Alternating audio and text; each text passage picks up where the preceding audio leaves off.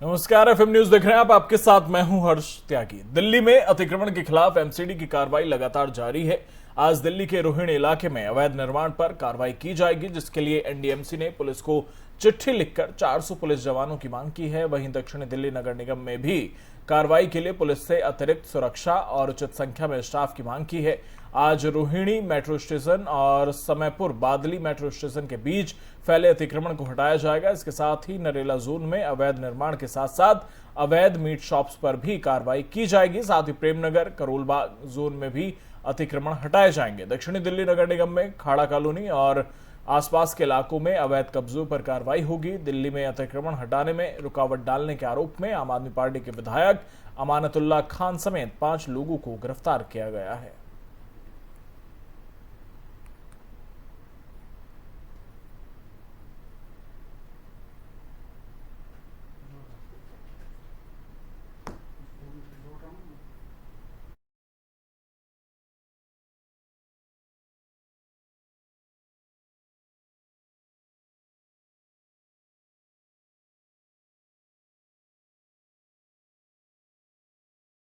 इसी पर ज्यादा जानकारी के साथ एफएम संवाददाता तोशी मेंदोला हमारे साथ जुड़ गई हैं। तोशी, क्या कुछ अपडेट, किस वक्त ये कार्रवाई शुरू होगी और दिल्ली के किन किन इलाकों में ये कार्रवाई आज होनी है?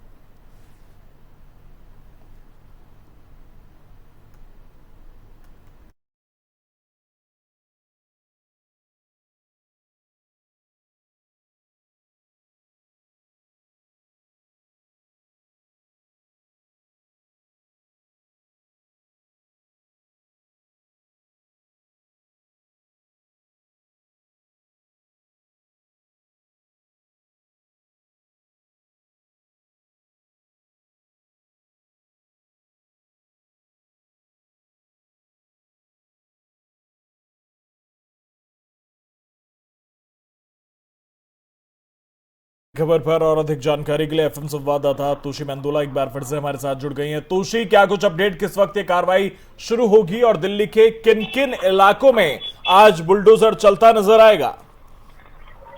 बिल्कुल हर्ष, लगातार एंटी इंक्रोचमेंट ड्राइव चलाई जा रही है पूरी दिल्ली में। और आज की अगर बात करें तो वेस्ट जोन, यहाँ श्याम नगर की साइड में सुभाष नगर, इसके अलावा नजफगढ़ जोन पर भी बुलडोजर आज चलाया जाएगा। नजफगढ़ में देखिए लगातार 2 दिन से बुलडोजर की गाड़ी चल रही है, तो एमसीडी लगातार मुस्तैद दिखाई दे रही है। एंटी इंक्रोचमेंट ड्राइव के तहत जितनी भी एंटी अवैध अतिक्रमण है उसको हटाने का काम किया जा रहा है।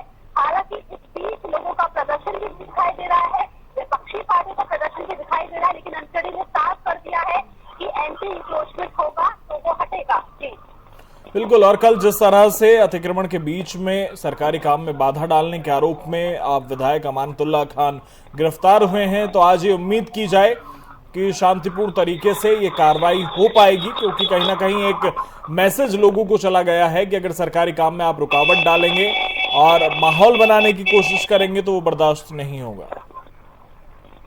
देखिए बिल्कुल, जहाँ एक तरफ केंद्र सरकार भाजपा लगातार कह रही है कि अगर आप अवैध अतिक्रमण करेंगे तो उसको हटाना होगा, मुख्तार अब्बास भी लगातार कहते हुए नजर आ रहे हैं कि ये तो रस्मी आप नहीं कर रहे हैं, आप इस तरीके से गलत काम कर रहे हैं। लेकिन इसी बीच विपक्षी पार्टी अमानतुल्लाह खान लगातार इसका विरोध प्रदर्शन करते हुए नजर आ रहे हैं। वो लगातार कह रहे हैं कि मुसलमानों पर, अल्पसंख्यक पर, गरीबों पर ये अत्याचार हो रहा है। इसी के लिहाज से देखिए कल रात को गिरफ्तारी भी ऑफिशियली कल रात को गिरफ्तारी हुई है। आज लगातार डिप्लॉयमेंट इस तरीके से तैनात किया गया है कि अगर कोई भी विरोधी पार्टियां, विपक्षी दल के नेता आते हैं या फिर आम जनता प्रदर्शन करती है तो प्रशासन पूरा मुस्तैद है, डिप्लॉयमेंट पूरा मुस्तैद है। अगर आप प्रदर्शन करेंगे, पथराव करेंगे तो लाठीचार्ज होगा और आपको फिर जेल के अंदर भी जाना होगा। चलिए, आप नजर बनाए रखिए, आगे भी आपसे अपडेट लेते रहेंगे। बहुत शुक्रिया आपका।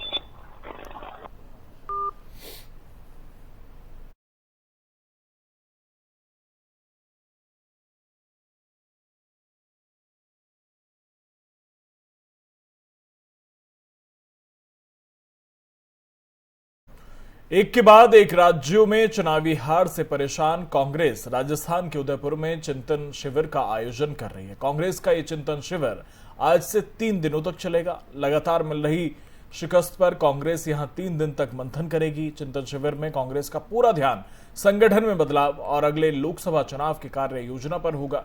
दोपहर 2 बजे सोनिया गांधी के संबोधन के साथ चिंतन शिविर की शुरुआत होगी। इसमें कांग्रेस के 430 प्रतिनिधि शामिल होंगे। आज और कल शाम तक विभिन्न मुद्दों पर अलग अलग समूह में चर्चाओं का दौर चलेगा। फिर जो प्रस्ताव तैयार होगा उस पर 15 मई को कांग्रेस कार्य समिति की बैठक में मुहर लगाई जाएगी।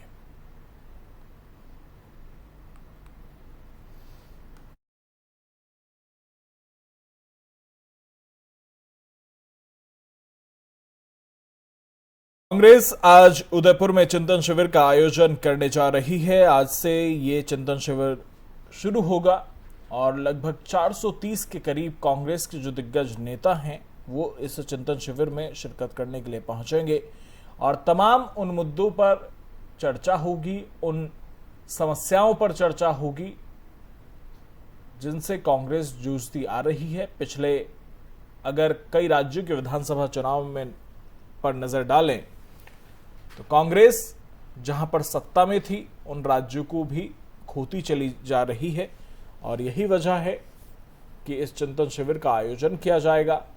कांग्रेस का नेतृत्व कौन करेगा इस पर भी चर्चा संभावित है और इन चर्चाओं के बीच एक पक्ष की तरफ से ये भी मांग उठने लगी है कि राहुल गांधी की फिर से ताजपोशी की जाए, यानी कि उन्हें फिर से कांग्रेस का अध्यक्ष बनाया जाए।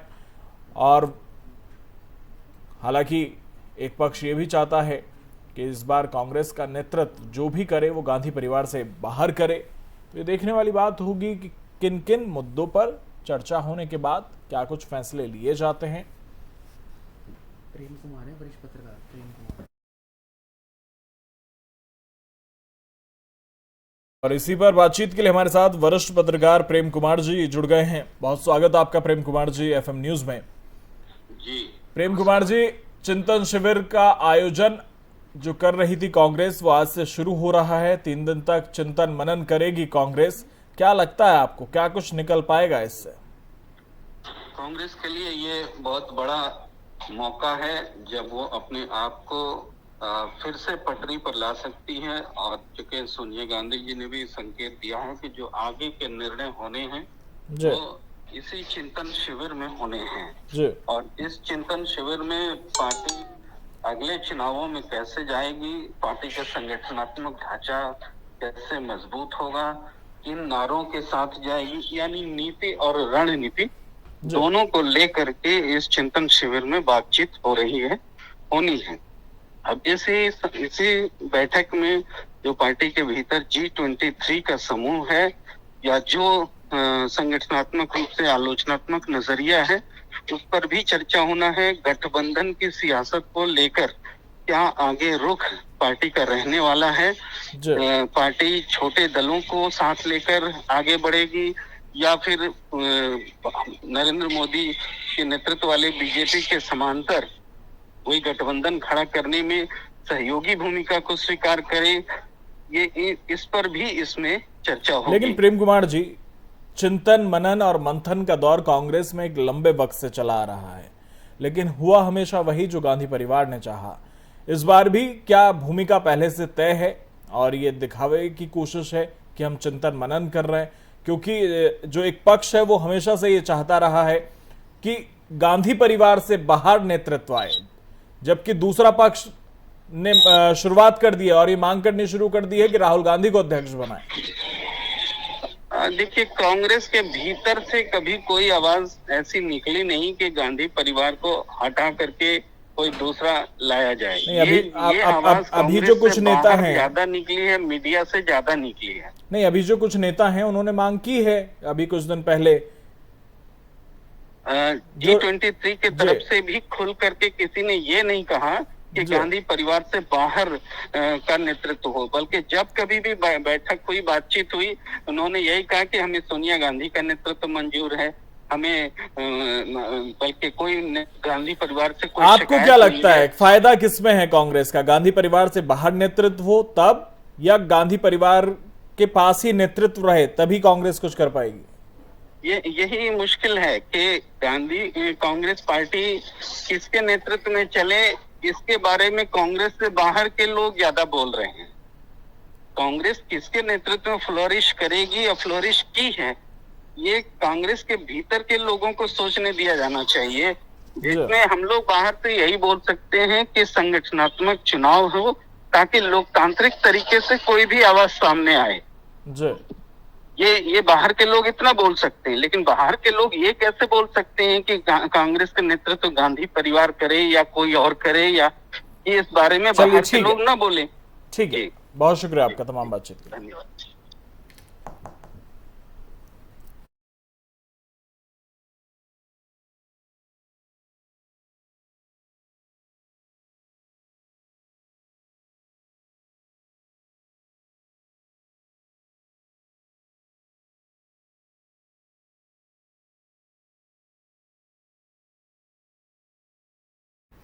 और करेंगे बड़ी खबर का। पाकिस्तान के कराची में बम धमाका हुआ है। इस वक्त की बड़ी खबर, पाकिस्तान के कराची में बम धमाका हुआ, 3 लोगों की मौत हुई है। इस बम धमाके में 13 लोग गंभीर रूप से घायल बताए जा रहे हैं, जिन्हें अस्पताल में भर्ती करा दिया है, जहां पर उनका इलाज चल रहा है। सिंध और बलूचिस्तान के अलगाववादी गुटों ने इस धमाके की जिम्मेदारी ली है। तो एक बार फिर पाकिस्तान दहला है। पाकिस्तान की कराची में यह बम धमाका हुआ है, जिनमें 3 लोगों की मौत हो गई है, 13 लोग गंभीर रूप से घायल बताए जा रहे हैं। और सिंध और बलूचिस्तान के जो अलगाववादी हैं, उन्होंने इस धमाके की जिम्मेदारी ली है।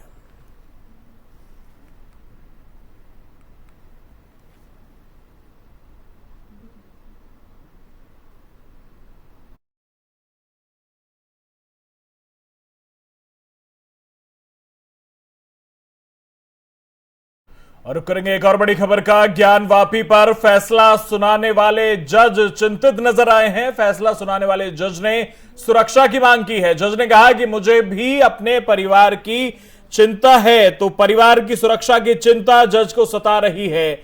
आपको बता दें कि वाराणसी की ज्ञानवापी मस्जिद के सर्वे पर फैसला सुनाने वाले जज को अपने परिवार की सुरक्षा की चिंता सता रही है।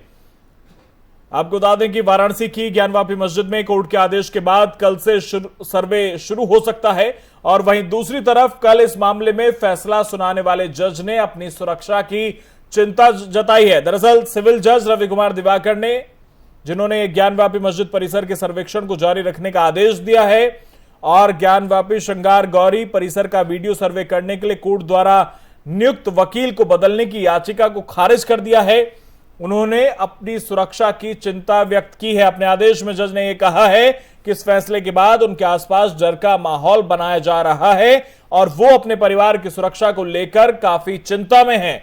उन्होंने यह भी कहा कि एक साधारण से कोर्ट कमीशन की कार्यवाही को असाधारण मामला बनाकर भय का माहौल पैदा कर दिया गया है। अब मुझे भी अपने परिवार की चिंता होती है। दिवाकर ने यह भी कहा कि डर इतना है कि मेरा परिवार हमेशा मेरी सुरक्षा को लेकर चिंतित रहता है और मैं उनकी सुरक्षा को लेकर चिंतित रहता हूं। मेरी पत्नी हमेशा मेरी सुरक्षा को लेकर चिंतित रहती है।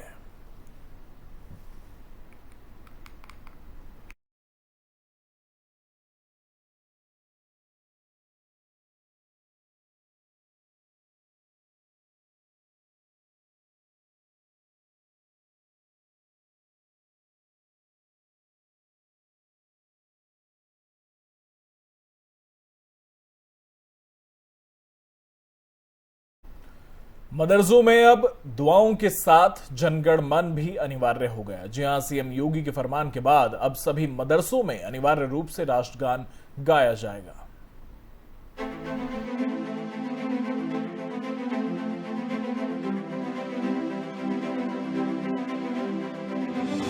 मदरसों में अब दुआओं के साथ जनगण मन भी अनिवार्य। आज से लागू हुआ फैसला, सीएम योगी ने दिया था फरमान। अब सभी मदरसों में अनिवार्य रूप से गाया जाएगा राष्ट्रगान। जय हे भारत भाग्य विधाता। उत्तर उत्तर प्रदेश में मदरसा शिक्षा की गुणवत्ता बढ़ाने और भ्रष्टाचार में अंकुश लगाने के लिए योगी सरकार पहले भी कई बड़े फैसले ले चुकी है और अब एक बार फिर से मदरसे को लेकर बड़े ऐलान के बाद मदरसा बोर्ड का एक्शन सामने आया है और वो ये कि अब मदरसा शिक्षा परिषद ने मदरसों में पढ़ाई शुरू होने से पहले राष्ट्रगान को अनिवार्य कर दिया है, जिसकी शुरुआत आज से कर दी गई है। यानी कि अब स्कूलों की तर्ज पर मदरसों में भी पढ़ाई से पहले राष्ट्रगान गाया जाएगा। राज्य के सभी मान्यता प्राप्त सहायता और गैर अनुदानित मदरसों में राष्ट्रगान गाया जाएगा। इसके लिए 24 मार्च को हुई बैठक में सभी जिला अल्पसंख्यक कल्याण अधिकारियों को इसे तुरंत लागू करने के लिए कहा गया था, लेकिन रमजान की छुट्टी होने के कारण इसे लागू नहीं किया जा सका। वहीं मीडिया रिपोर्ट के मुताबिक राज्य की मदरसा शिक्षा परिषद की ओर से इसको लेकर निर्देश पहले ही भेजे जा चुके हैं, जिसके तहत मान्यता प्राप्त, अनुदानित प्राप्त और गैर सहायता प्राप्त मदरसों में नए सत्र से अब राष्ट्रगान गाने का आदेश दिया गया है। मदरसा बोर्ड की बैठक हालांकि मार्च में हुई थी और इस बैठक में अध्यक्ष इफ्तिखार अहमद जावेद ने कई फैसले लिए थे, जिनमें मदरसों में राष्ट्रगान गाने को लेकर भी फैसला लिया गया था, जिसके लिए जिला अल्पसंख्यक कल्याण अधिकारी इसकी मॉनिटरिंग भी कर रहे हैं। अल्पसंख्यक कल्याण मंत्री दानिश आजाद अंसारी के मुताबिक राष्ट्रगान सभी मदरसों में किया जाएगा, इसके लिए सभी को सूचित भी किया गया है। वहीं दानिश आजाद अंसारी ने ये बताया है कि वार्षिक परीक्षाएं भी शुरू हो रही हैं, नए सत्र की शुरुआत हुई है तो सभी मदरसों में लोगों का आना भी शुरू हो चुका है। वहीं बोर्ड ने सभी जिला कल्याण अधिकारियों को इसके बारे में सूचना भी दे दी है। अब सभी सरकारी और गैर सरकारी अनुदानित मदरसों में दीनी दुआ के साथ मदरसों में राष्ट्रगान भी लगातार करवाने के सख्त आदेश दे दिए गए हैं। सबसे पहले क्लास शुरू होने के पहले प्रार्थना में सभी दुआओं के साथ साथ राष्ट्रगान अनिवार्य रूप से बच्चों को प्रोत्साहित करे गाने के लिए। आप सब उसमें शामिल हों, बच्चों के अंदर राष्ट्र प्रेम की भावना जागृत हो, देश प्रेम की भावना बढ़े, ताकि वो समाज, देश, दुनिया के एक अच्छे नागरिक बन सकें और मेन स्ट्रीम में आकर के, मुख्य धारा में आकर के देश और दुनिया में अपना नाम, अपने परिवार का नाम, हम सबका नाम रोशन करें। मेरा एक ही मकसद है। प्रधानमंत्री जी का सपना, मुसलमान के बच्चे के एक हाथ में कुरान, एक हाथ में कंप्यूटर, इसको सार्थक करने के लिए नए सत्र से हम सब दीनी तालीम के साथ साथ दुनियावी तालीम अनिवार्य रूप से करने जा रहे हैं। बच्चा अरबी भी पढ़ेगा, उर्दू भी पढ़ेगा, फारसी पढ़ेगा, दिनियात पढ़ेगा, लेकिन साथ में साइंस, मैथ, सोशल, हिंदी, अंग्रेजी भी पढ़ेगा। इसके साथ ही बैठक में मुंशी, मौलवी, आलिम, कामिल और फाजिल की परीक्षाएं 14 से 27 मई तक कराने का भी फैसला किया गया था। इसके अलावा मदरसा बोर्ड में अब 6 पेपर की परीक्षा होगी। इसमें कक्षा 1 से 8 के पाठ्यक्रम में दीनियात के अलावा हिंदी, अंग्रेजी, गणित, विज्ञान और सामाजिक विज्ञान के प्रश्न पत्र भी होंगे। वहीं पिछले दिनों हुई मदरसा बोर्ड की बैठक में इस बात का भी फैसला हुआ था कि शिक्षकों की अनुपस्थिति के लिए हर मदरसे में बायोमेट्रिक सिस्टम लगाया जाएगा और नए सत्र से छात्रों के ऑनलाइन रजिस्ट्रेशन की सुविधा भी शुरू कराई जाएगी। Bureau report, FM news.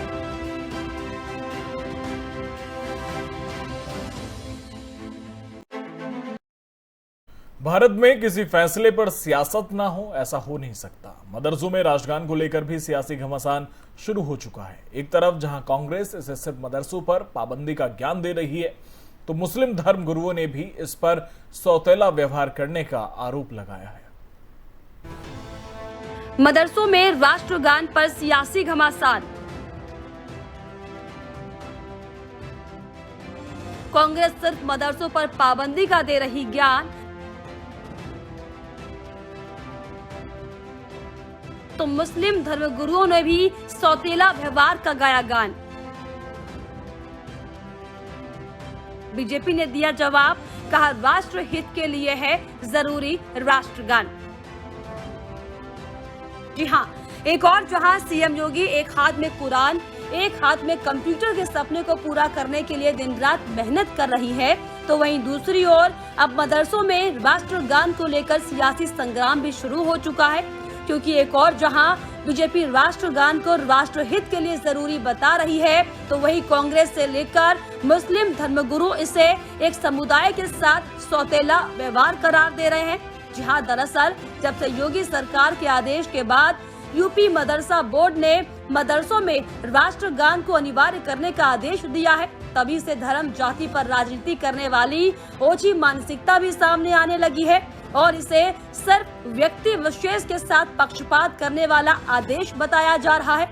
दरअसल इस लिस्ट में सबसे पहले बात कांग्रेस के नेता राशिद अल्वी की करेंगे, क्योंकि जब इस आदेश को लागू करने के संबंध में बैठकों का दौर ही चल रहा था, तो देखिए किस तरीके से राशिद अल्वी ने इसे सिर्फ मदरसों पर पाबंदी लगाने की बात कहते हुए ये कहा कि ये पक्षपात है। राष्ट्रीय गान की तो हर भारतीय को इज्जत करनी चाहिए।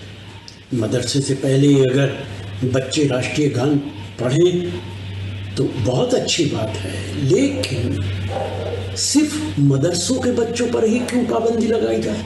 तमाम स्कूल, तमाम कॉलेजेस, तमाम दूसरे तरीके के स्कूल, उन सब पे पाबंदी होनी चाहिए अगर पाबंदी ही लगानी है। यही नहीं, अब आप ये भी सुनिए कि कैसे कुछ मुस्लिम धर्मगुरु इस पर ये कहते नजर आ रहे हैं कि मदरसों के साथ सौतेलापन किया जा रहा है और ये सिर्फ मदरसों को शक की निगाहों से देखने का ही नतीजा है। के नाम पर सियासी मकासद तो हासिल किए गए, सियासी फायदे तो हासिल किए गए, लेकिन उसको ज़मीन पर कभी नहीं उतारा गया। इसलिए मदरसों के सिलसिले में इस तरीके का सौतेलापन, अगर आप तमाम एजुकेशनल इंस्टीट्यूट में इस तरीके की चीज़ों को नाफिज करें तो कहीं ना कहीं तमाम लोग उसका सम्मान करेंगे, उसको कबूल करेंगे। लेकिन मदरसों को शक की निगाहों से देखने का ये नतीजा है कि सिर्फ मदरसों के अंदर इस चीज़ों को अनिवार्य करके ये बात साबित की जा रही है कि अभी भी मदरसों के सिलसिले में जो शक और शुबात हैं वो दूर नहीं है। और इस तरीके की चीज़ें मैं समझता हूँ कि मदरसों में पढ़ने वाले बच्चों के लिए भी एक अच्छा साइन और एक अच्छी अलामत नहीं है। जिसके बाद बीजेपी की ओर से भी इस पूरे मसले को लेकर राष्ट्रगान के नाम पर सियासत करने पर मुंह तोड़ जवाब दिया गया और ये कहा गया कि राष्ट्र हित के लिए राष्ट्रगान गाना जरूरी है। राष्ट्रगान अनिवार्य होगा। शिक्षा संस्थान जितने भी हैं, शिक्षण संस्थानों में विद्यार्थियों के अंदर राष्ट्रभक्ति की भावना हो, वो देश के लिए, समाज के लिए अपनी भूमिका का निर्वहन कर सके, इसके लिए राष्ट्रगान, राष्ट्रगीत का होना आवश्यक है। और उत्तर प्रदेश सरकार ने इस तरह का निर्णय किया है कि मदरसों में जो विद्यार्थी पढ़ रहे हैं वो विद्यार्थी भी राष्ट्र की एकता, अखंडता के लिए तैयार हो सके, राष्ट्र के बारे में उनके अंदर भाव विकसित हो सके, इसके लिए राष्ट्रगान हो, एक बहुत स्वागत योग्य फैसला है। ऐसे में अब ये कहना कोई गलत नहीं होगा कि यूपी में मंदिर और मस्जिद विवाद के बाद अब मदरसों में राष्ट्रगान को लेकर भी एक सियासी मुद्दा छिड़ चुका है, लेकिन आने वाले समय में ये क्या मोड़ लेता है ये देखना दिलचस्प होगा। Bureau report, FM news. तो फिलहाल मेरे साथ इतना ही, बने रहिए FM न्यूज के साथ। नमस्कार।